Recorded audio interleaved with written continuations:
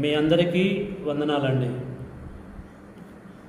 ప్రియమైనటువంటి సోదరి సహోదరులారా, నాతోటి సేవకులారా, ఈ సమయంలో పరిశుద్ధ గ్రంథంలో నుంచి మరొక అమూల్యమైనటువంటి అంశాన్ని లేఖనానుసారంగా తెలుసుకుందాం.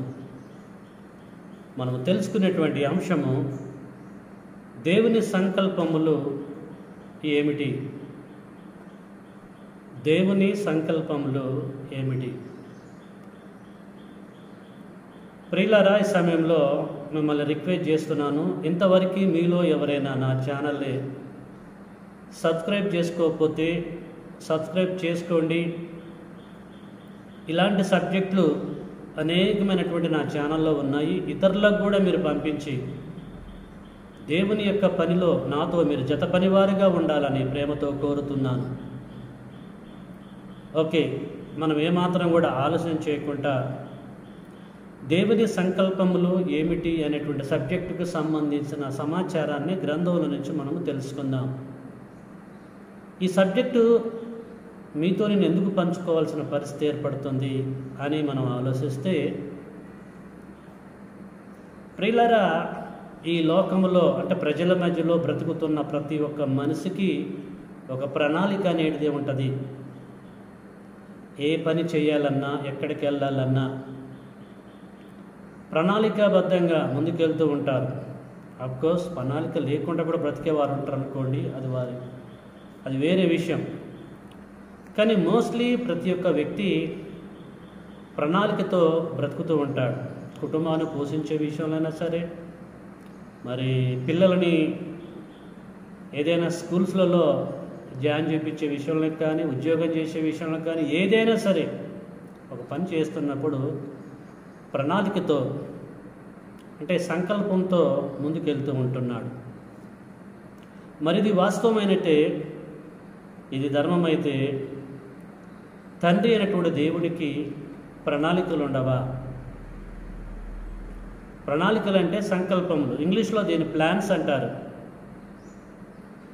మానవుడికి ప్లాన్స్ లేక సంకల్పంలో ఉండటం ధర్మమైనప్పుడు ఈ సృష్టిలో ఉన్న ప్రతిదాన్ని తన మాట చేత కలగజేసిన కృపగలిగిన తండ్రికి ప్రణాళిక ఉండదా? ప్రణాళిక ఖచ్చితంగా ఉంటుంది ప్రియులారా. ఉంటే ఏంటి ఆ యొక్క ప్రణాళిక లేక సంకల్పములు అనేటువంటి విషయాన్ని మనం ఆలోచన చేద్దాం. ఈ సమయంలో సంకల్పములన్నా ప్రణాళికలన్నా ఒక్కటే. ఇంగ్లీష్లో దీన్ని ప్లాన్స్ అంటారు. ఓకే, దేవునికి ఉన్నటువంటి సంకల్పములు ఏంటి? ఇంతకీ దేవునికి సంకల్పములు అనేటివి ఉన్నాయని గ్రంథములో తండ్రైన దేవుడు తన సేవకుల ద్వారా ఎక్కడైనా ఏ రీతిగైనా తెలియచేశాడా?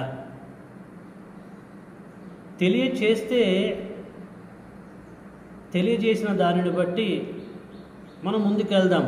అవి ఉన్నవా లేవా అన్న సంగతి గ్రహించుకుంటూ, అసలు ఈ ప్రస్తావన ఉందా బైబిల్లో దేవుని సంకల్పాల గురించి అని మనం ఆలోచిస్తే చూద్దామండి. ముందుగా మనము అపోస్తుల కార్యము 20వ అధ్యాయంలోనికి వెళ్దాం. దయచేసి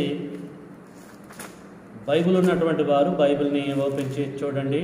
బైబిల్ లేనటువంటి వారు నేను తెలియచేస్తున్నప్పుడు, బైబిల్లో నుంచి తెలియచేస్తున్నప్పుడు జాగ్రత్తగా మీరు విని విషయాలు గ్రహించాలని కోరుతున్నాను. అపోస్తుల కార్యము 20వ అధ్యాయము 27వ వచనం.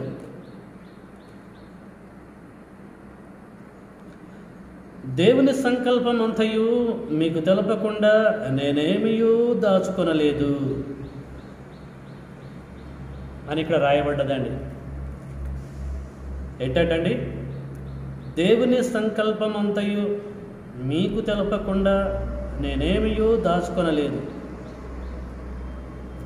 ఇక్కడ ఎవరికి తెలియజేస్తున్నారు అని మనం ఆలోచిస్తే, మొదటి శతాబ్దంలో అపోస్తలుడైనటువంటి పౌలు గారు మిలేతు నుండి ఎఫెసునకు వర్తమానము పంపి,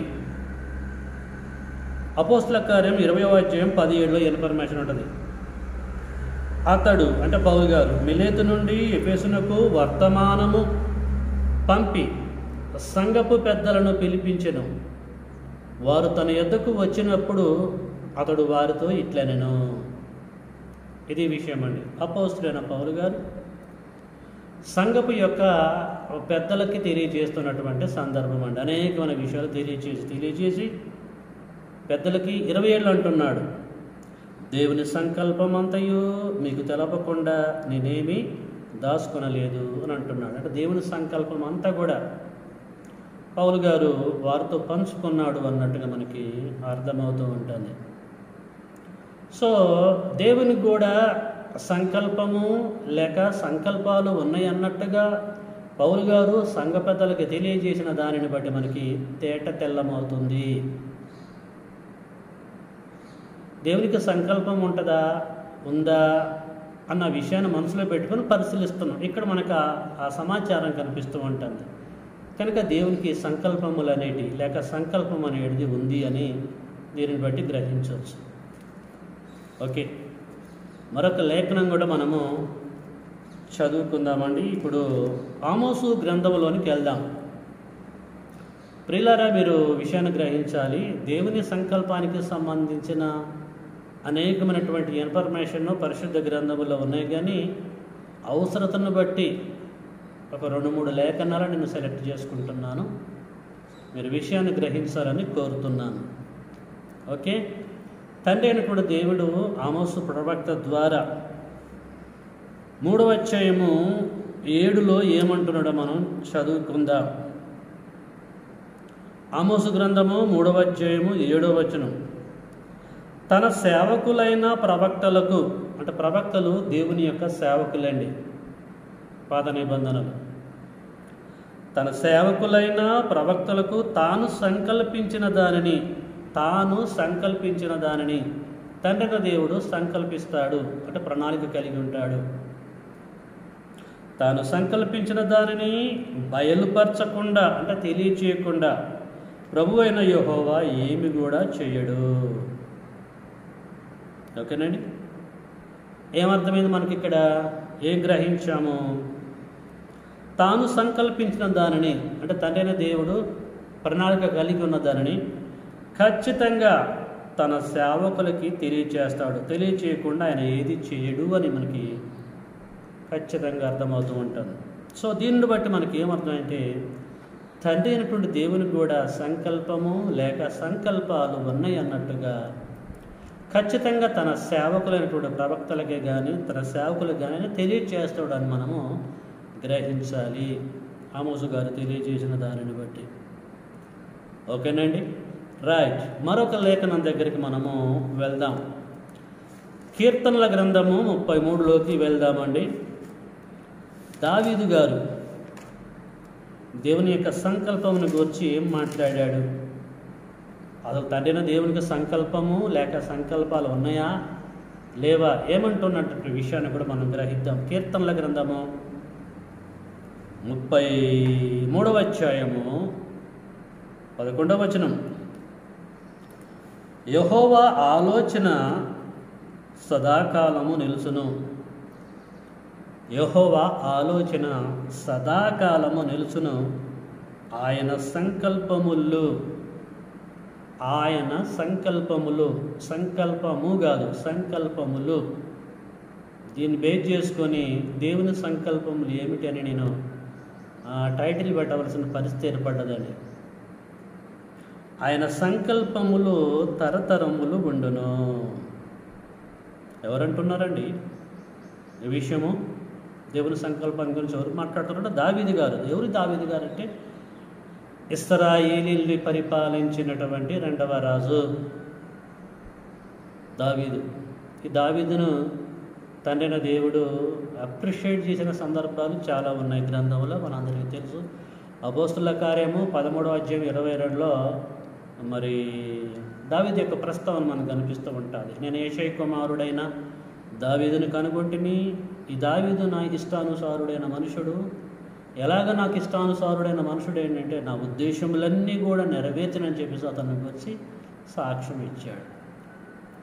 కాబట్టి ప్రియులారా, దావీదుకి పరిశుద్ధ గ్రంథంలో ఒక చక్కని పేరుందండి, అద్భుతమైనటువంటి పేరు, దేవుని యొక్క ఇష్టానుసారుడు.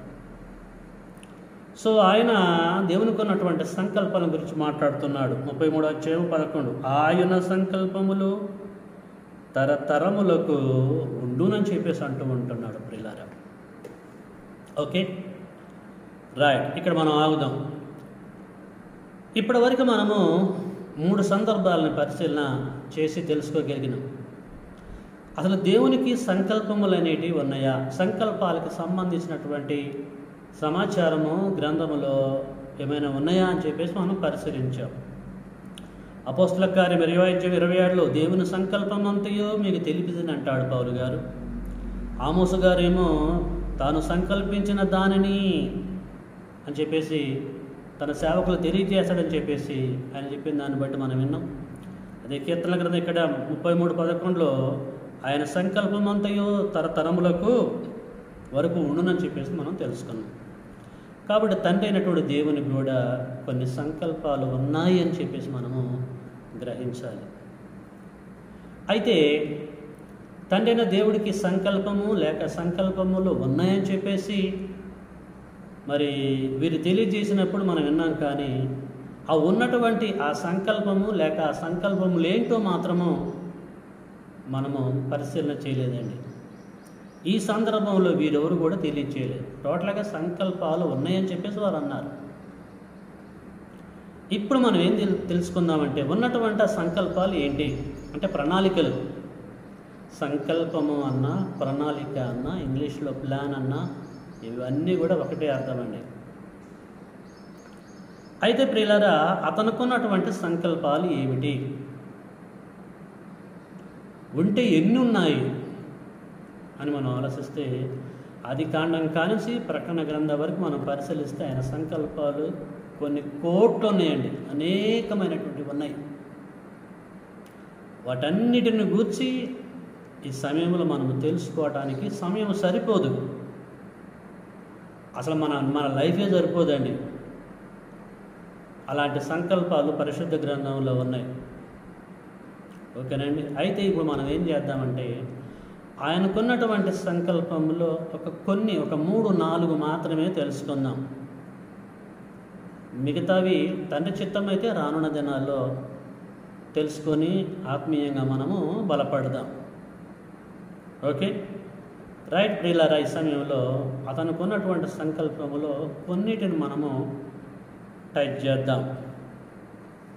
ఏంటి అతనికి ఉన్నటువంటి సంకల్పములు? నెంబర్ 1 మనం ఆలోచిస్తే లూకాసు వార్త 7వ అధ్యాయంలోనికి వెళ్దామండి.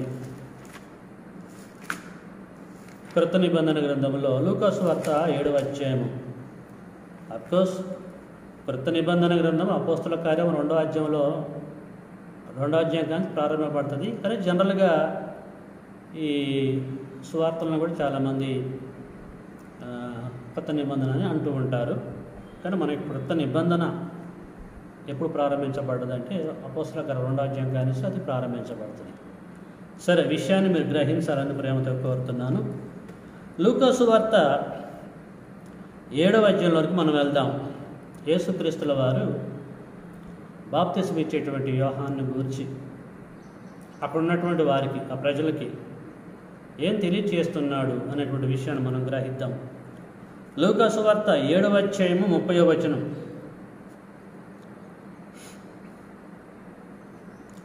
పరిచయులను ధర్మశాస్త్రోపదేశకులను అతని చేత బాప్తిసం పొందక తమ విషయమైన దేవుని సంకల్పమును నిరాకరించిరి. యేసుక్రీస్తు వారు బాప్తిసం ఇచ్చేటువంటి యోహాను గురించి ప్రస్తావిస్తున్నాడు. ఎక్కడ, ఎవరితోటి అని మనం ఆలోచిస్తే ఈ ఇన్ఫర్మేషన్ మనకి అర్థం కావాలంటే ప్రియులారా ఎక్కడి నుంచి చదివితే మనకు అర్థమైందంటే 27వ వచనం కానీ చదువుతున్నాం చూడండి. 7వ అధ్యాయము 27 కానుంచి. ఇదిగో నేను నా దూతను నీకు ముందుగా పంపుచున్నాను, అతడు నీ ముందుర నీ మార్గము సిద్ధపరుచును అని ఎవరిని గూర్చి రాయబడెనో అతడే యోహాను. 28 స్త్రీలు కనిన వారిలో యోహాను కంటే గొప్పవాడెవడునూ లేడు. ఏమంటానండి? స్త్రీలు కనిన వారిలో యోహాను కంటే గొప్పవాడు ఎవడునూ లేడు. అయినను దేవుని రాజ్యములో అల్పుడైన వాడు అతని కంటే గొప్పవాడని మీతో చెప్పుచున్నాను.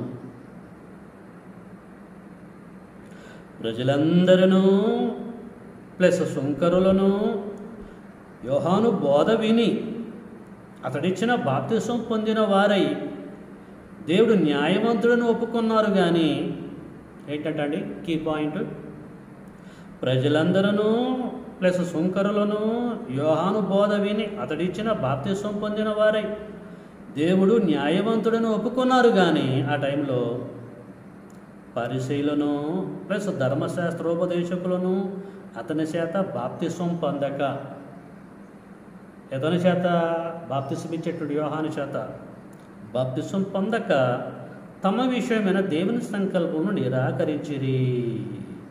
కాబట్టి ఈ తరము మనుషులను నేను దేనితో పోల్చుదును? వారు దేనిని పోలి ఉన్నారు? సంత వీధులలో కూర్చుండి మీకు పిల్లన గ్రోవి ఉదితను కానీ మీరు నాట్యమాడ రైతురి. ఇది సైన్స్ చెప్పుకొని పోతూ ఉంటాడు. ఇక్కడ కీ పాయింట్ ఏంటంటే ప్రియులారా, బాప్తిసం పొందటం అనేది భూమి మీద ప్రజలు బాప్తిసం పొందటం అనేది దేవుని యొక్క సంకల్పంగా మనకు కనిపిస్తూ ఉంటుంది. దేవుని సంకల్పంలో ప్రజలు బాప్తిజం పొందటం ఒక భాగం అండి. మీకు అర్థమవుతుందో పాయింట్? అది మారు మనసు విషయమే కావచ్చు, మరి పాపక్షమాపణ నిమిత్తం బాప్తిజమే కావచ్చు, ఏదైనా సరే బాప్తిసం అనేది పొందాలి. ఇది దేవుని ప్రణాళికలో ఒక భాగం. అయితే యోహాను యొక్క కాలంలో అనేక మంది సుంకరులను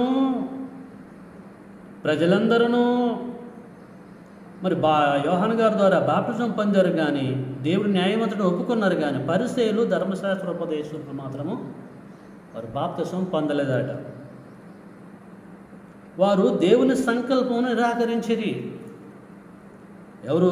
పరిసయ్యులు ధర్మశాస్త్రకులు బాప్తిజం పొందలేదు. కనుక వీరేం చేశారంటే దేవుని సంకల్పమును రిజెక్ట్ చేశారు. అంటే బాప్తిజం పొందటము దేవుడి యొక్క ప్రణాళికలో ఒక భాగం. ఇలాంటి గొప్ప కార్యాన్ని ప్రియులారా పరిసయ్యులు ధర్మశాస్త్రోపదేశకులు రిజెక్ట్ చేశారు. మీరు ఆలోచించండి, బాప్టిజానికి ఎంత ప్రాధాన్యత ఉందో మీరు అర్థం చేసుకోండి. పరిసయ్యులు ధర్మశాస్త్రోపదేశకులు అవసరం లేదులే అని చెప్పేసి దాన్ని రిజెక్ట్ చేశారట. అంటే దేవుని సంకల్పాన్ని ప్రక్కకు పెట్టారట. దారుణమైనటువంటి విషయం ప్రియులారా. కాబట్టి దేవుని సంకల్పములో బాప్టిజం అనేది ఒక భాగం అని చెప్పేసి లేఖనములను బట్టి మనము గ్రహించాలి. అందుకొరకే ఇది గ్రహించిన యేసుక్రీస్తు వారు మొదటి శతాబ్దంలో చనిపోయి సమాధి చేయబడి తిరిగి లేచిన తర్వాత శిష్యులకి ఏం తెలియజేస్తున్నాడంటే మార్కు సువార్త 16వ అధ్యాయము 16లో ఏం చెప్పిండండి? చదువుకుందాం. మార్కు సువార్త 16వ అధ్యాయము 16లో అంటే 15, 16 చదువుకుందాం.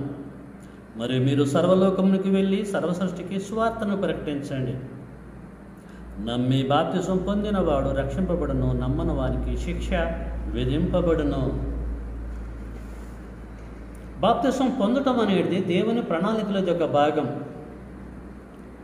కాబట్టి దాన్ని గ్రహించిన యేసుక్రీస్తు ద్వారా ఒక ఆజ్ఞగా శిష్యులకు జారీ చేస్తూ ఉంటున్నాడు. నమ్మి బాప్తిసం పొందినవాడు రక్షింపబడును, నమ్మని వానికి శిక్ష విధింపబడును. బాప్తిసము మనుషులని రక్షిస్తుంది అన్న సంగతి గ్రంథంలో రాయబడ్డది. ఒకటి నీటి మూలంగాను ఆత్మ మూలంగాను జన్మించితేనే తప్ప పరలోక రాజ్యంలోకి ప్రవేశిస్తాడని గ్రంథంలో రాయబడ్డది. బాప్టిజానికి సంబంధించిన బ్రీఫ్ ఇన్ఫర్మేషన్ అంతా కూడా ప్రియులారా మరి నూతన నిబంధన గ్రంథంలో అపోస్తలులు తెలియజేశారు. కాబట్టి బాప్టిజానికి ప్రాధాన్యత ఉంది కనుకనే మనం అందరం కూడా బాప్టిజం తీసుకున్నాం. క్రీస్తు సంఘంలో సభ్యురాలుగా ఉన్నాం. అంటే దేవుని యొక్క సంకల్పాన్ని నిరాకరించలేదు. అర్థమవుతుందా అండి? దాన్ని ఫుల్ఫిల్మెంట్ చేశాం. కాబట్టి ప్రియులారా దేవుని సంకల్పములో బాప్టిజం పొందుట అనేది ఒక భాగంగా మనకి అర్థమైపోతూ ఉంటుంది. అంటే కొన్నిటిని మాత్రం మనం తెలుసుకుంటున్నాం ప్రియులారా. దేవుని సంకల్పములు ఏమిటి, కొన్నిటిని మాత్రం పరిశీలిస్తాను. అందులో మనము బాప్తిసం పొందటము దేవుని యొక్క సంకల్పం అని గ్రహించగలిగాం, యేసుక్రీస్తు వారు తెలియజేసిన దానిని బట్టి. ఇంకా మనం ఆలోచిస్తే దేవుని సంకల్పంలో ఏమేమి ఉన్నాయి ఆయన సంకల్పములు, రెండోదిగా మనం పరిశీలన చేద్దామండి. ఏంటి దేవుని యొక్క సంకల్పం? అపోస్తలుడైన పౌలు గారు ఎఫెసీయులకు పత్రిక రాస్తూ,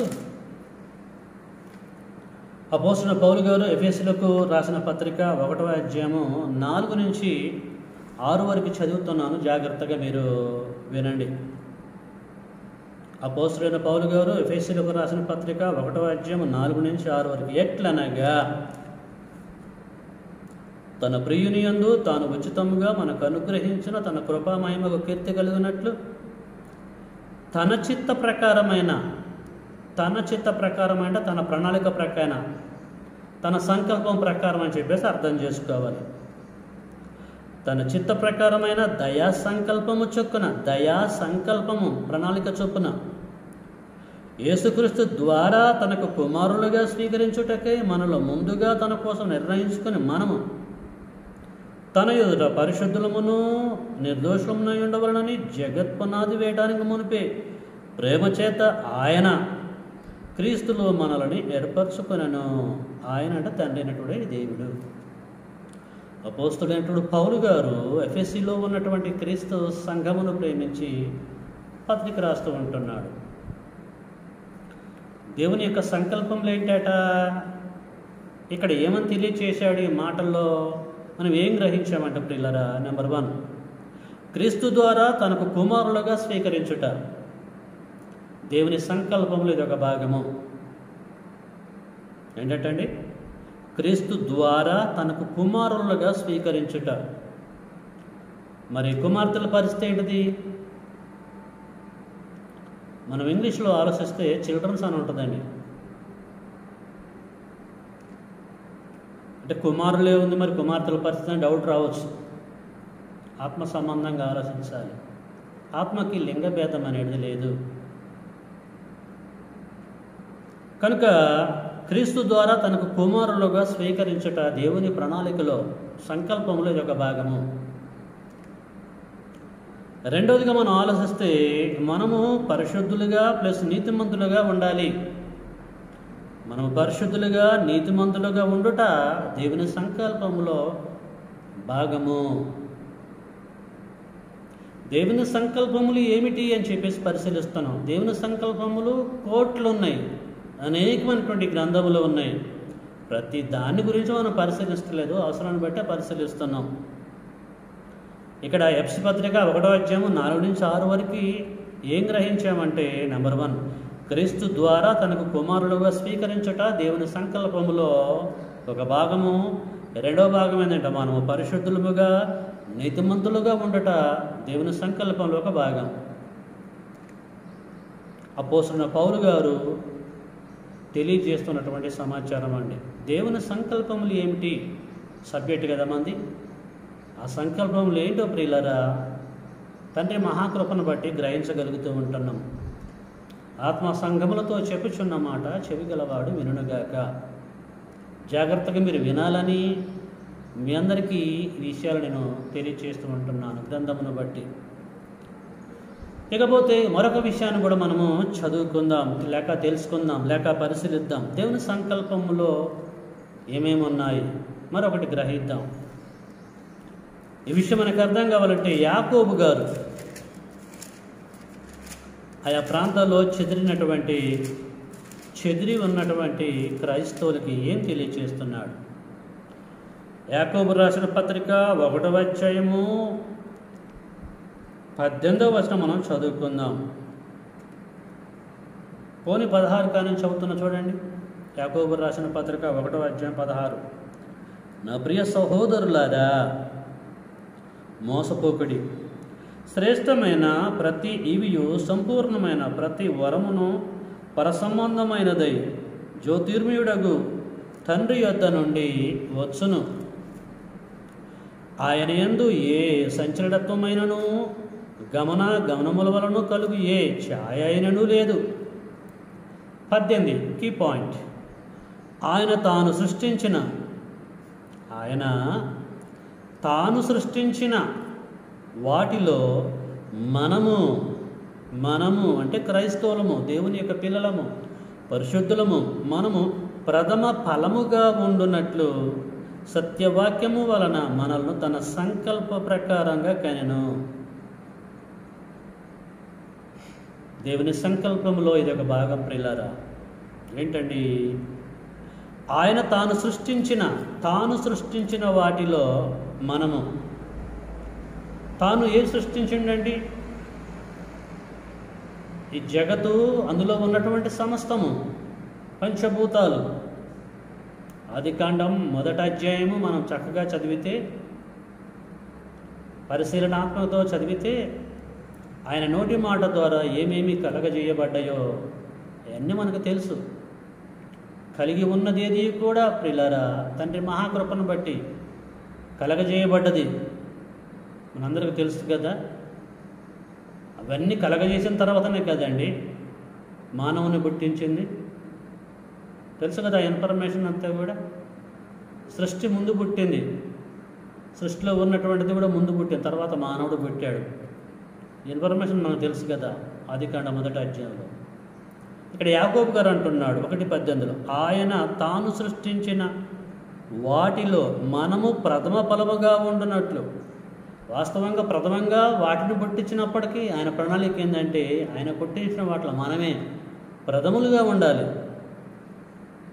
మనము ప్రథమ ఫలముగా ఉండునట్టు సత్యవాక్యం వలన మనలను తన సంకల్పం ప్రకారంగా కనెను.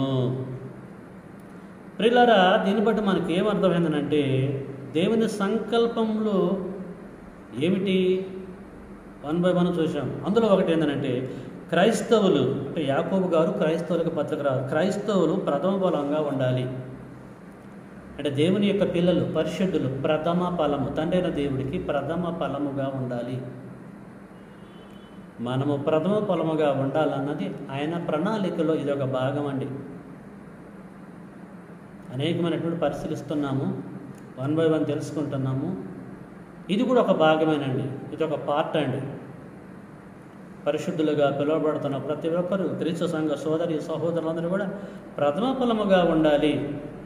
ఎప్పటివరకు? బాప్టిజం తీసుకున్నప్పుడు కాదు, బాప్టిజం తీసుకొని చనిపోయేంతవరకు ప్రథమ ఫలముగా ఉండాలి. ఇది క్రైస్తవుల పట్ల దేవుడికి ఉన్నటువంటి సంకల్పం లేక ప్రణాళిక ప్రియులారా. ఓకే, మరొక విషయాన్ని మనం చూసుకుందాం. ఏంటది అని ఆలోచిస్తే, అదే అపోస్తలుడైన పౌలు గారు కొరింథీయులకు రాసిన మొదటి పత్రిక 1వ అధ్యాయము 20-21 చదువుకుందాం. అపోస్తలుడైన పౌలు గారు కొరింథీయులకు రాసిన మొదటి పత్రిక 1వ అధ్యాయము 20-21. జ్ఞాని ఏమాయను, శాస్త్రి ఏమాయను, ఈ లోకపు తరకవాది ఏమాయను కొరింథీయుల్లో ఉన్నటువంటి సంఘమునకు తెలియజేస్తున్నాడు. ఈ లోక జ్ఞానమును దేవుడు వెర్రితనముగా చేసి ఉన్నాడు కదా. దేవుని జ్ఞానానుసారముగా లోకము తన జ్ఞానము చేత దేవుని ఎరగకుండినందున. ఏంటండి? దేవుని సంకల్పంలో ఏమని మనం గ్రహించామండి ఇప్పటివరకు అని మనం ఆలోచిస్తే, లూకాసు వార్త 7వ అధ్యాయం 30లో బాప్టిజం పొందుట దేవుని యొక్క సంకల్పం చెప్పేసి మనం గ్రహించాము, యేసుక్రీస్తు వారు తెలియజేసిన దానిని బట్టి. అలాగే ఎఫెసీ పత్రిక 1వ అధ్యాయం 4-6 వరకు మనం ఏం చూసుకున్నాము, క్రీస్తు ద్వారా తనకు కుమారులుగా స్వీకరించుట దేవుడి యొక్క సంకల్పాన్ని మనం గ్రహించాం. అలాగే మనం పరిశుద్ధులము నిర్దోషములుగా ఉండాలన్నది దేవుడి యొక్క ప్రణాళికగా మనం గ్రహించాం. అలాగే యాకోబు గారు రాసిన పత్రిక 1వ అధ్యాయం 18లో క్రైస్తవులు ప్రథమ ఫలముగా ఉండాలి, క్రైస్తవులు ప్రథమ ఫలముగా ఉండాలి. ఇది దేవుడి యొక్క సంకల్పంలో ఒక భాగమని మనం గ్రహించాం. అలాగే పౌలు గారు తెలియజేసిన దాన్ని బట్టి 1 కొరింథీ 1:21లో సువార్త ప్రకటన ద్వారా నమ్మేవారు అందరూ కూడా రక్షింపబడాలి. ఈ విషయాలు మనము గ్రహించాం ప్రియులారా. ఇవే కాదు, ఇంకా చాలా ఉన్నాయి దేవుని యొక్క సంకల్పములు. కానీ మనకి సమయం లేదు కనుక మనము షార్ట్ చేసేసి మనం ముందుకు వెళ్తూ ఉంటున్నాం. ఓకే, ఇవన్నీ కూడా ఈ దేవుడి సంకల్పం అంతా కూడా అపోస్తలుడైన పౌలు గారు ఏం చేసిండటండి, సంఘ పెద్దలను పిలిపించి ఏమంటున్నాడు? అపోస్తల కార్యము 20వ అధ్యాయము 27లో, అపోస్తల కార్యం 20వ అధ్యాయము 27లో ఏం చెప్పిండండి? దేవుని సంకల్పం అంతయు మీకు తెలపకుండా నేనేమీ కూడా దాచుకొనలేదని చెప్పేసి సంఘ పెద్దలతో మాట్లాడుతున్నట్టుగా మనకి అర్థమైపోయింది ప్రియులారా. కాబట్టి దేవునికి సంకల్పము లేక సంకల్పాలు ఉన్నాయని చెప్పేసి మనం గ్రహించాము. ఆ సంకల్పాలు ఏంటో కూడా అన్ని కాకపోయినా కొన్నైనా మనం గ్రహించాము. కాబట్టి ప్రియులారా, దీనిని బట్టి దేవునికి సంకల్పాలు ఉన్నాయి. సో ఇప్పుడు మనం ఏం చేయాలంటే ఆ దేవుడికి ఉన్నటువంటి సంకల్పములు మనము నెరవేర్చాలి భూమి మీద. దేవుని యొక్క సంకల్పములను మనము భూమి మీద నెరవేర్చాలి, దాన్ని ఫుల్ఫిల్మెంట్ చేయాలి. దేవుడి యొక్క ప్లాన్స్ని మనం ఫుల్ఫిల్మెంట్ చేయాలి. మన బ్రతుకు కాలంలో మనం ఫుల్ఫిల్మెంట్ చేసి ఈ లోకము నుంచి తండ్రి దగ్గరికి రావాలన్నది మన పట్ల దేవుడికి ఉన్న అద్భుతమైనటువంటి ప్రణాళిక లేక సంకల్పం లేక ప్లాన్. కాబట్టి ప్రియులారా, ఈ దేవుని సంకల్పం అంతా కూడా అపోస్తలుడైన పౌలు గారు దాచుకొనకుండా అంతా కూడా బహిర్గతం చేశాడు. మనం కూడా ఆ విషయాలను కూడా గ్రహించినటువంటి మనం ఏం చేయాలంటే అండి, మనం చనిపోయేంత వరకు లేదు యేసుక్రీస్తు వారు వచ్చేంత వరకు దేవుని యొక్క సంకల్పాలను మనము రెస్పెక్ట్ చేయాలి. ఆ సంకల్పాలను మనం గౌరవించాలి, సంకల్పానుసారంగా మనం బ్రతకాలి. ఇప్పటివరకు సోదరి సహోదరుడా, దేవుని సంకల్పం ఏంటో నీకు తెలియకపోవచ్చు. ఇప్పుడు నువ్వు తెలుసుకున్నావు, పరిశుద్ధ గ్రంథాన్ని బట్టి తెలుసుకున్నటువంటి నువ్వు ఏం చేయంటే దేవుని యొక్క సంకల్పం ప్రకారంగా బ్రతుకు. ఒకవేళ నువ్వు బాప్టిజం పొందకపోతే బాప్టిజం పొందు. ఇప్పుడు ఏదైతే విన్నావో ఆ విన్నయన్నీ కూడా నువ్వు పాటించకపోతే విన్నదాని ప్రకారంగా ప్రవర్తించు.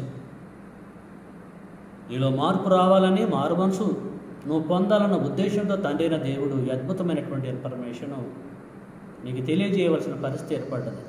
కాబట్టి సమయమును పోనీయకుండా సద్వినియోగం చేసుకొని దేవుని యొక్క సంకల్పాన్ని మీరందరూ కూడా ఫుల్ఫిల్మెంట్ చేయాలని ప్రేమపూర్వకంగా మీ అందరికీ తెలియజేస్తూ ఇంతటితో ఈ యొక్క సబ్జెక్ట్ నేను ముగిస్తున్నాను. మధ్యలో ఒక పవర్ కట్ అయిపోయిందండి. దానివల్ల మరి ఈ లింక్ను మీరు క్యాచ్ చేస్తారో క్యాచ్ అని తెలియదు. దయచేసి కనెక్ట్ చేసుకొని జాగ్రత్తగా మీరు విషయాన్ని గ్రహించాలని ప్రేమతో కోరుతున్నాను. చక్కగా ఓపికతో దేవుడి యొక్క వాక్యాన్ని మీరు విన్నందుకు మిమ్మల్ని అందరూ కూడా అభినందిస్తూ ముగిస్తున్నాను. తండ్రి చిత్తమైతే మరొక సబ్జెక్టుతో మీ ముందుకు వస్తాను. అప్పటి వరకు సెలవు అందరికీ.